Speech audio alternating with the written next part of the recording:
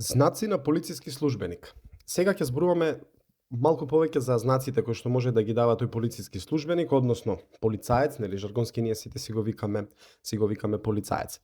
Сега пред да започнам со неговите знаци, односно знаците кои што ги дава тој полицаец, ќе ви кажам прво дека прашањата во однос на полицајците, односно знаците кои што ги дава полицаецот, на испит ви носат по 5 бода. Тие се вреднуваат со 5 бода на испит. Втори се повреднување, бидејќи први, односно прашања кои што најмногу се вреднуваат се прашањата во однос на раскрсниците или тие крстосници. Сега што се случува тука? Неколку знаци имате во однос на овие знаци, односно неколку знаци има кои што како знаци може да ги дава полицаецот. Тоа значи дека на тестот имате грубо околу 30 на прашања, 28 чинам дека се, не ме фаќате за збор. Што значи дека во тие 28 прашања, нели, ќе се сретнете со прашања технички што се повторуваат, односно од еден знак имате неколку прашања на тестот, што значи дека ако знаете еден знак, ќе знаете повеќе прашања на самиот тест. Сега, што се случува? Полицаецот каде го среќавам, односно како тој регулира и каде се наоѓа кога регулира сообраќај? Тој се наоѓа во средината на крстосницата и ќе се потсетиме сега, ако претходно не сте зборувале за истото, сообраќајот на една раскрсница, у принцип може да биде регулиран на 4 основни начини, и тоа со полицаец, со семафор, знак и тоа едно правило на десна страна. Што се случува тука? Кога имате на раскрсница еден полицаец, односно полициски службеник, вие изричито ги почитувате неговите знаци. Односно, во таа една хиерархија на важност, полицаецот е првиот, односно најважниот од сите. Тоа значи дека кога имаме полицаец во една раскрсница, семафорот не важи, знакот не важи, нели, сите други правила на начини и правила на регулирање отпаѓаат. Ова е важно да го знаете, можда и некој од вас има приметено што се случува кога полицаец регулира сообраќај на една раскрсница, најчесто семафорите се, нели, угасени. Не најчесто, туку скоро секогаш, односно секогаш, семафорите се изгасени. Сега, што се случува тука? Ќе почнеме првично со првиот знак. Тоа е знакот кој што се вика вертикално подигната рака со отворена дланка. Тоа име го носи овој знак, значи отворена дланка имаме, меѓутоа што се случува? Сега ќе ви дадам еден пример, односно едно правило, кое што е по закон за безбедност во патен сообраќај, истото вели дека секој полициски службеник при давање на било кој знак, дали тој знак го дава со помош на, односно со положба на раце или самото негово тело, при давање на било кој од тие знаци, значи да се вратам назад на она што почнав да ви го кажувам, полицаецот може да користи некаков полициски реквизит, под наводници реквизит, дали е тоа полициска светилка, ламба, фенер и така натаму, небитно, дали тој ќе користи нешто, како на деснава слика, или полицаецот нема да држи ништо во раката, тоа значи останува да биде негов личен избор. Што тоа значи? Тоа значи дека дали полицаецот ќе има нешто во раката или нема да има ништо, како на левата слика, тоа не го менува значењето на самиот знак. И како што кажав, знаците може да се даваат со раце или положба на телото, значи начинот на кој што е поставен, односно стои полицаецот, нели, во однос на другите учесници во сообраќајот. Сега, што се случува? Прво правило, односно, прв знак е овој знак вертикално подигната рака со отворена дланка. Што тоа значи? Тоа значи дека кога на полицаецот му е вака вертикално крената раката, без разлика дали има нешто у раката или нема, тој знак има значење, односно значи забрана за менување и задолжително запирање за сите учесници во сообраќајот, освен оние кои што во моментот кога полицаецот ќе ја крене таа негова рака, се толку далеку од раскрсницата, односно толку блиску од случајот, или се наоѓаат внатре во истата таа раскрсница да не можат безбедно да застанат пред истата. Океј, значи вертикално подигната рака, значи, за вас најважно, забрана за минување и задолжително запирање за сите учесници во сообраќајот. Кога ќе кажеме сите учесници, се мисли тука на пешаци, велосипедисти, возачи на моторни возила и така натаму. Значи, вертикално подигната рака, забрана за минување. Океј, се надевам дека ова ви е јасно, доколку имате дополнителни прашања, после оваа презентација слободно може да да прашате со цел да ви биде сето тоа објаснето, бидејќи ќе повторам, сето ова е материја за тест, односно може да ви се падне како прашање на тестот. И сега, друго што е важно, ова што ви кажав, дали ќе користи некаков реквизит, полициска светилка, ламба, фенер, палка и така натаму.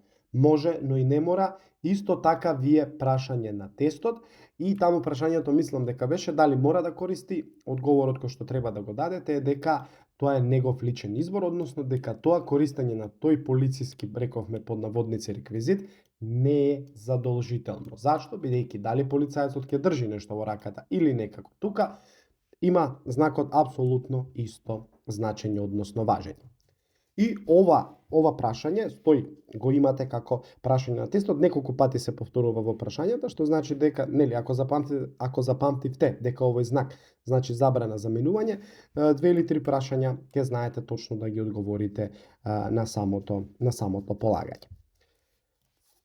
Вториот, односно, ова е еден знак, вториот знак се вика тело во нормална стоечка положба, тоа значи дека нели полицајецот стои вертикално однос на нас како возачи, со хоризонтално одрачени раце. Што значат одрачени раце? Тоа значи рацете да се испружени, не се спуштени долу како на левата слика, на десната извинете, него што се испружени, односно тука се користи терминот одрачени раце. Сега, што тоа значи? Овој знак најмногу ви се повторува во прашањата од тестовите и заради тоа таму внимателно ќе ги читате прашањата, односно начинот на кој што е поставено прашањето. Зашто е тоа важно? Заради тоа што придавање на овој знак забрана за минување, значи забрана, тоа значи дека не смеат да поминат. Сите оние возачи кои што го гледаат или му наидуваат на полицајецот од насока на градите или грбот. Значи не смеат да поминат оние што наидуваат од насока на гради и грбот позади. Пример, ова возило на среднава слика, зеленото, го гледа или му наидува на полицајецот од негова насока на грб. Така, што значи дека за зеленото возило ние имаме забрана за минување. Зошто? Заради тоа што тоа возило наидува од насока на грбот на полицајецот. А дозволено минување ќе имаат сите возила кои што наидуваат од бочните страни на полицајецот, односно од неговата десна или лева страна.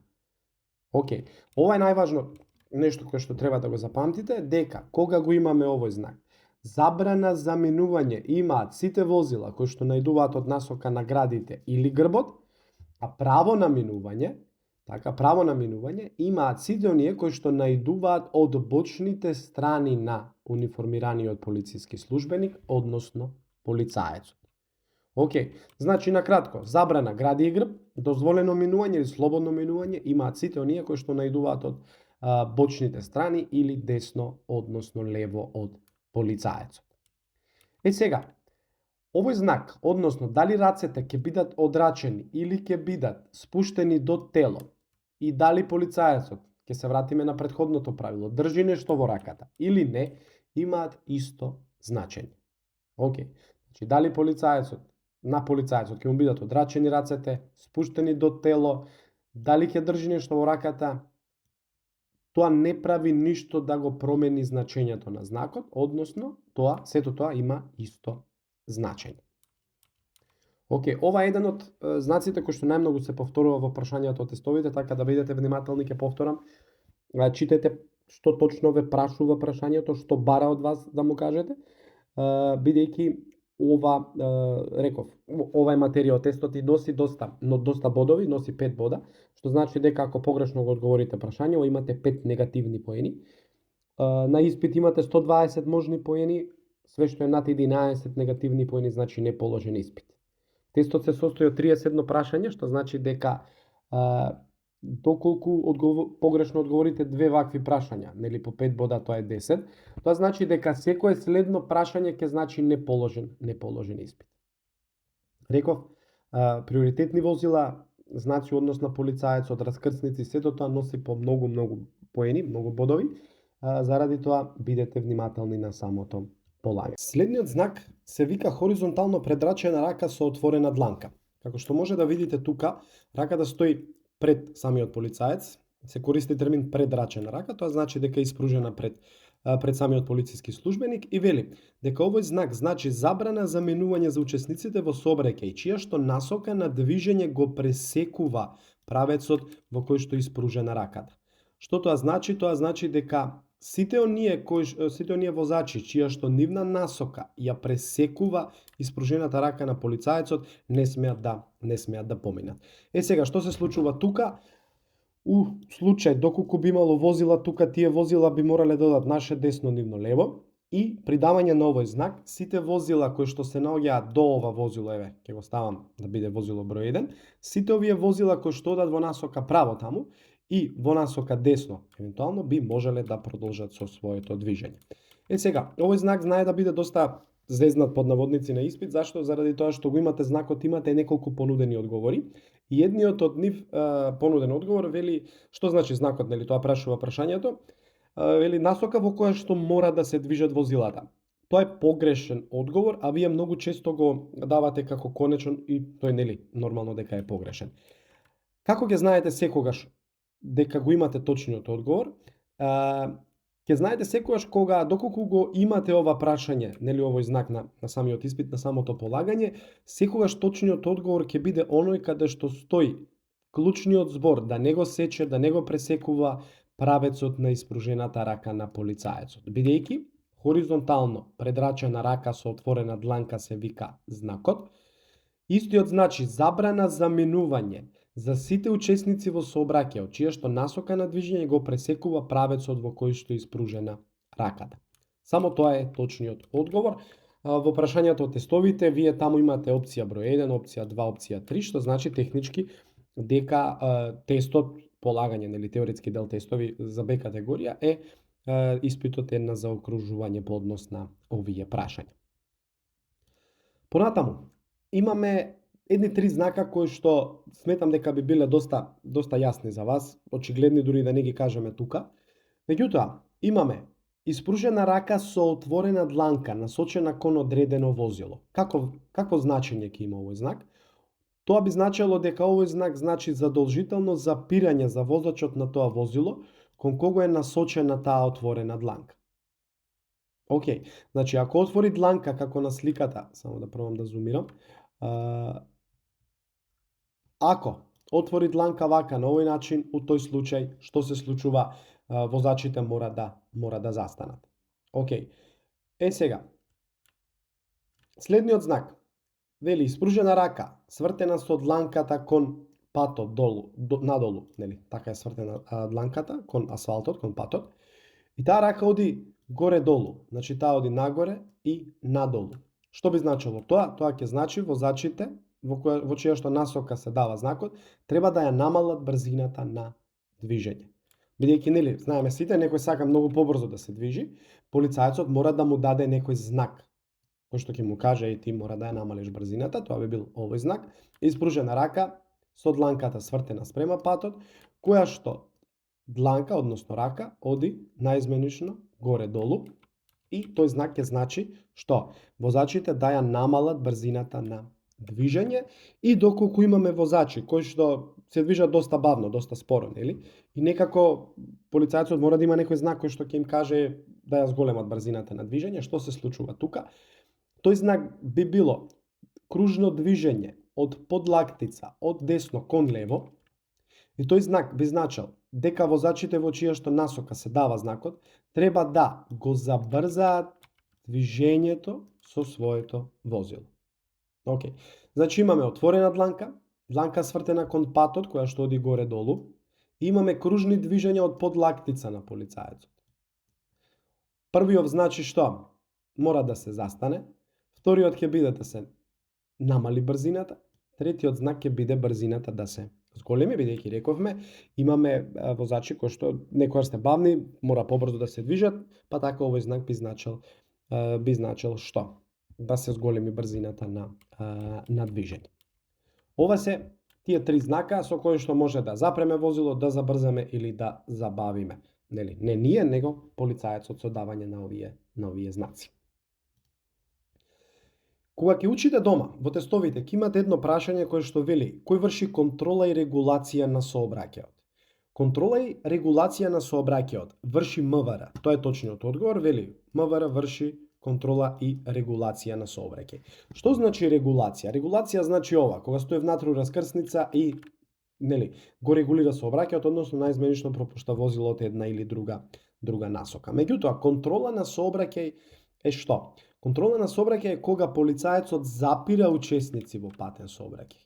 Така, сите вие сте виделе како отприлика запира МВР, полицајци, како запираат учесници во сообраќај заради контрола и регулација. Конкретно тука станува збор за контрола, рековме, регулација е кога стои во средината од крстосницата и го регулира сообраќајот. Сега има некои правила таму кои што исто така мора да се запазат, а тоа е дека секој полициски службеник кој што има намера да запире учесници навечер или во услови на намалена видливост, пример магла, снег, дожд и така натаму, и не може јасно и благовремено да се воочат другите учесници во сообраќајот, тогаш тој мора да има некаков реквизит, со едно име ќе го наречам реквизит, дали е тоа батериска светилка, ламба, фенер и така натаму, небитно, меѓутоа најважно е тука да тој реквизит дава некаква светлина. Океј, зборуваме за навечер кога е темница, мрак, услови на намалена видливост и така натаму. Вие што треба да направите тука на овој знак? Морам да го запрам своето возило. Така. Но што се случува во нормални услови на сообраќање? Тој полициски службеник може да користи обична полициска палка, која што не мора изрично да зрачи некаква светлина. Така, тоа не е задолжително. Зашто? Бидејќи дења се гледа, благовремено може да го воочиме тоа лице, односно тој полициски службеник. Меѓутоа, и во едниот и во другиот случај, што вие мора да направите? Мора да направите задолжително запирање. Океј, бидејќи вие не смеете да не запрете на знак стоп полиција, бидејќи на оваа палка пишува стоп, имаме една хоризонтална линија, доле пишува полиција. Тој знак се вика, кога ќе учите знаците ќе видите, се вика забрана за минување без запирање. Тоа значи јас со колата не смеам да го поминам овој знак без при тоа прво да застанам. Сега нормално, не буквално пред него да застанам, бидејќи некогаш не можам пред него, меѓутоа ќе застанам тука негде, да речеме. Ви давам пример сега да не свати некој дека мора пред знакот тука дека мора да застанам. Битно е секогаш вие да запрете кога полиција ве запира. Не запирање на знак стоп полиција има дополнителна казна. Сега, запирањето може да се врши внатре од возило или надвор од возило, без разлика на кој начин се врши тоа, вие, реков како возач, мора да запрете, односно мора да застанете со вашето возило. Океј, значи на полиција мора секогаш да запреме. И ова исто така го имате како прашање на тестот, и имаме едни 3 знаци, последни се овие, кои што се даваат со помош на тоа едно полициско свирче, односно пишталка, тука се користи како термин, пишталка, свирче, свирка, тоа е едно исто. Само 3 знака имаме тука, и тоа имаме едно кратко свирнување, повеќе кратки и едно долго. Да видиме што значат едно по едно. Едно кратко свирнување. Кога полицајецот ќе свирне еднаш кратко, тоа значи дека сите возачи или еднина возач мора да обрне внимание на полицискиот службеник, кој што полициски службеник со соодветен знак ќе изрази определено барање. Како најлесно вие да го запамтите ова? Дека едно кратко свирнување значи да се обрне внимание. Ќе ве потсетам на испит. Целата оваа дефиниција од тука па се до крајот ќе биде понудена. Вие само ќе треба да ја пронајдете. Како ќе ја пронајдете? Ако знаете дека едно кратко свирнување значи дека јас мора да обрнам внимание. Така. Но што се случува кога повеќе пати едно по друго кратко ќе свирне полицајецот? Повеќе пати едно по друго кратко свирнување значи дека некој од учесниците во сообраќајот постапува спротивно од барањето изразено со одреден знак или одредено сообраќајно правило. Да ви го поедноставам ова. Повеќе пати едно по друго кратко ако свирне полицајецот. Тоа значи дека некој од учесниците во сообраќајот постапува спротивно или од неговите барања, или од сообраќајните правила и прописи. Со други зборови, прави нешто погрешно. И третото, едно долго свирење. Тоа е последен знак, звучено од страна на полициски службеник кој што може да се дава. И вели, едно долго свирење кој што се дава истовремено со вертикално подигната рака. Тоа беше овој знак. Така, кој што значеше што? Извинете. Па тој значеше задолжително запирање за сите учесници во сообраќајот. Значи, едно долго свирење, задолжително запирање за сите учесници во сообраќајот. И што се случува тука? Додека полицајецот ја крева раката горе, така, паралелно и имаме, проследено е тоа, со едно долго свирење. И со овие три звучни знаци завршуваат сите знаци кои што може да ги дава полицајецот. Па така имаме три со свирење, нели, со полициско свирче. Ова не ми го рачунам, бидејќи го знаете. Имам уште три тука, тоа се 6. Овој ќе ни биде седмиот знак, така. Овој ќе биде осмиот, бидејќи сите овие се истиот знак, нели? Рековме, без разлика дали ќе бидат одрачени со нешто во раката или спуштени до тело, исто значење има. И деветиот знак беше што? Вертикално подигната рака. И со тоа завршуваат сите прашања, односно правила или знаци кои што може да ги дава полицајецот, и реков на испит тие ќе носат по 5 бода.